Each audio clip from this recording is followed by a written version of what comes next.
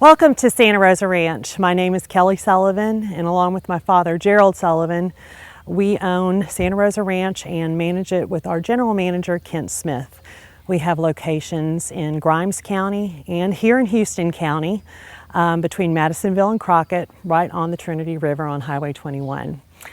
We actually, this past December, were recognized as the largest registered producer of Brangus cattle in the United States.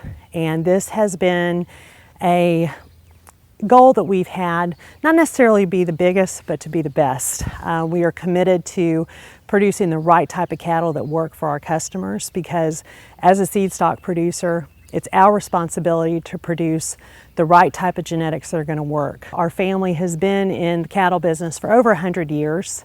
I am actually a fifth generation Galvestonian. We are from Galveston, Texas, and most people think you're from Galveston and you're in the cattle business. But actually, when I was a child, the west end of Galveston actually was all grazing land.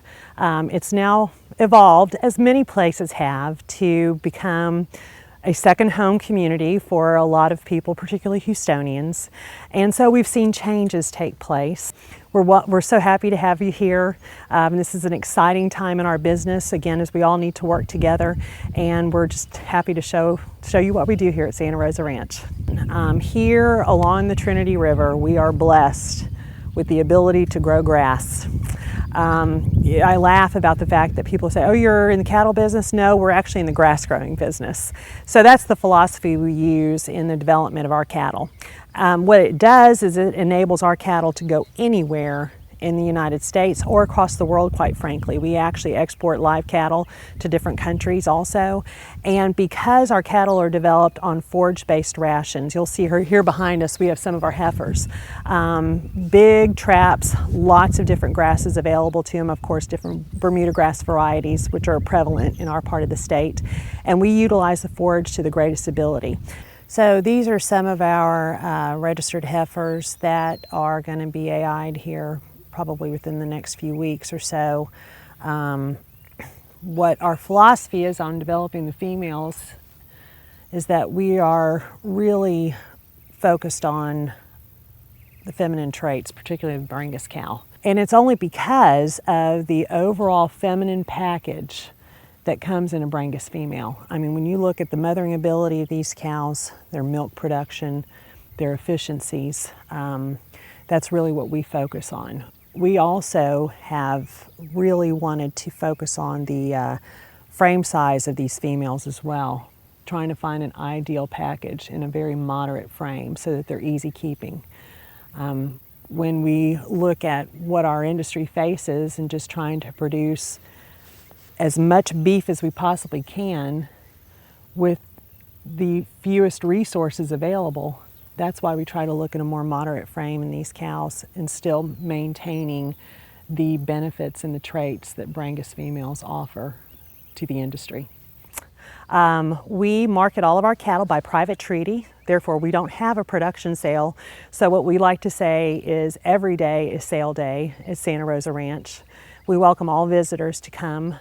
We market bulls and females, and we also have a commercial division where we feed cattle out as well and produce our own beef, and we're going to be expanding that actually in the next year or two. So where we're standing up to the cattle guard below my house was underwater for a year. 1 year. This entire thing was not stocked for 12 to 18 months. My house right there is 2.5 miles from the Trinity River, and water was running. I mean, it was flowing right below my house for a good year. So half of this ranch was not usable for 12 to 18 months. And of course, this is right after the drought. So it was a feast or famine, as we are all used to. You're either too dry or too wet. We never had any in between. So that's why the rainfall last night was such a wonderful blessing. We were kind of knocking on the door of getting way too dry. So this is going to help us out at least for a couple of weeks, because isn't that what we say? We're always within 2 weeks of a drought. A gentleman by the name of George Murray back in like 1870. And he was a farmer from Mississippi, cotton farmer from Mississippi, and he came to Texas after the war between the states. And he literally set up a town here for them. So there was a school, there was a commissary, there were dormitories where all the families lived. And it was really fascinating. So it is one of the oldest continuously operating farms and ranches in the state of Texas. Very, very progressive. Both Mr. Murray, of course, because he was a cotton farmer, but also J.R. Parton, who really established the Rattlesnake Ranch itself in name, and then also the 7J Stock Farm. And you can just tell by driving around, they were really progressive in their production methods. When the opportunity came to take over the Rattlesnake 7J, it allowed us to take our operation in a completely different level. Again, during that flood event, this was all completely underwater for over a year. So very typical bovine behavior. They'll get up about 4 in the morning and start grazing. You know, this time of year they'll go shade up about 10. And about 5 o'clock they'll start coming back out again and being cows, converting grass to beef. One thing that we do is utilize as many different types of feedstuffs that we can that are available to us. One of the benefits we have here is being in a big growing region, and what you see behind me, this is whole cottonseed, which is a byproduct of the ginning process that we can get, and otherwise it would essentially be trash. They would dispose of it. We, as cattle producers, can use this in our ration. It's a great source of protein, a great source of fat that we use in the ration that we mix. As I mentioned before, we actually do utilize about 85% forage in our ration, but we still have to add different nutritive elements into that ration to provide for a fully balanced program. So we have to add some protein in there, have to add some fat to balance it out, and this is a wonderful source that we can use.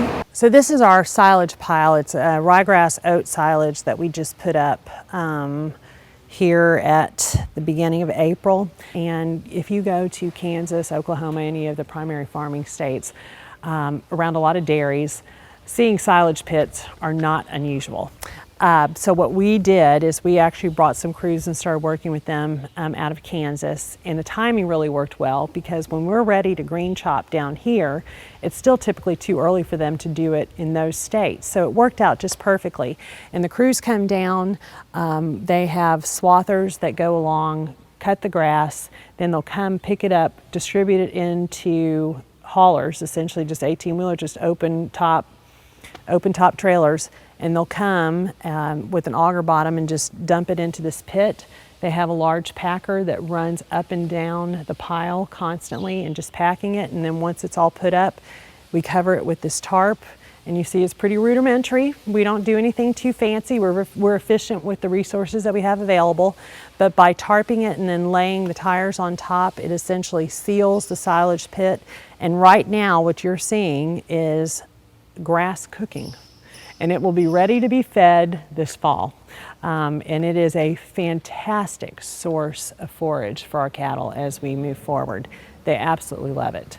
It actually, when you smell silage, there's nothing sweeter. It really has a great aroma, and cattle go to it straight away, and we'll mix that with some of those other feedstuffs that we have available to create a balanced ration for our cattle to be developed out on and get through the winter months. Young developing bulls tend to need a little bit more fat, a little bit more protein just because they're growing. Cows, on the other hand, depending on whether or not they have a calf at side or they're pregnant, you have to look at what their greatest nutritional needs are per contemporary group. And by having each individual feedstuff available, we can customize the different mixes based upon what we're feeding. So bulls are not fed the same as cows, and cows are not fed the same as heifers. Open cows are not fed the same as bred cows. So we can customize those rations if they're being fed to fit the greatest nutritional need of each contemporary group. We rely heavily on our extension agents. We rely heavily on the availability and the scientific research that's available to us at these land-grant universities who specialize in cattle development are tremendous resources for us as producers, and we look at them as being truly partners with us. So these are some of our bulls that we'll have available in the fall. They're right around 18 months or so, give or take a few. A very uniform set of bulls. They're here at the bunk right now eating the ration that we have available for them. Again, fortunately we had some rain last night, which is always a good thing, and you'll see they're standing there, but that ration is primarily forage based, as I mentioned before. Right now they have some cottonseed hull, some cracked corn, and some mineral in there to give them a real good balanced diet. These bulls are all available by private treaty. As I mentioned before, we don't do a production sale here at Santa Rosa Ranch. We sell everything by private treaty, and so, like I said, every day is sale day at Santa Rosa Ranch. So the philosophy with all of them, and again, is that they're very consistent. We collect data on all of these bulls from the time that they are born, they hit the ground, we get their birth weight, all the way through the day that we sell them. We do breeding soundness exams on every bull that we have and provide that to our buyers. And we work with buyers who need one bull and buyers that need 50 bulls. So we cover the range. That's the beauty, I think, of having so many bulls available, is that we can work with customers regardless of how many bulls they need. So this is just an example of some of those bulls that are going to be available this fall. We have an adjacent pasture to us that are going to be the spring bulls, and we market again in both the spring and the fall time frame just to fit the needs of what our customers have. So as you see here, this is one of our traps here. We have about 120 head of heifers here. This pasture in of itself, it's probably stocked about 1 to 5, one animal unit per 5 acres, which we are blessed to be able to do in this part of the state, as most people know. Some people in different parts of the state would look at Bermuda grass and think, oh gosh, it's so much, can be so much trouble. But let me tell you, I like being able to see my cows. I like being able to stock at 1 to 5 as opposed to 1 to 20 or 1 to 50. But that's where different regions of the state have to take advantage of their resources that are available. So what you see here is that they're out grazing. We do have an area where we develop our cattle, but again, whatever ration they may or may not be fed is actually 85% forage based. We take advantage of the forage that we produce and utilize it to the best of our ability.